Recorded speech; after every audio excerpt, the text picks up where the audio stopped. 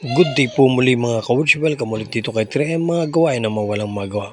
For today's video po, makikita nyo rito ngayon si 3M na nagkakating po siya na ang purpose po dito ay yung pahaba na cutting. At ang gamit niya po dito ay yung parallel guide. Yan po, no? Pag yung parallel guide po ang gamit, ibig sabihin po ang cutting niya po ay puro pahaba. Dito po ay nagkakameron siya ng distansya kung ilan or gano'n lang po kalapad yung ibabawas doon sa kakailanganin niyang lapad ng kahoy. Ayan po, ano? Yan po yung purpose ng parallel guide. At dito po sa inyo nakikita ay tolerable pa po na hindi siya gumagamit ng hand protection.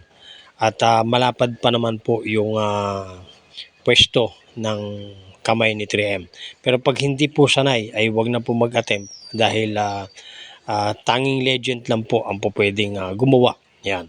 Pero pag mga 1 inch lang po to 2 inches po ay kailangan na pong gumamit ng push stick. Yan po mga ka-Woods. So sa inyo po nakikita, kaakibat po dyan ni 3M ang kanyang safety bilang safety officer 2. Yan po, huwag po kayong mag-alala dahil lagi pong safety ang unang pinapairal ni 3M. Maraming pong salamat sa inyong panonood. Gabayan po tayo palagi ng ating pong may kapal at mag-iingat po lagi.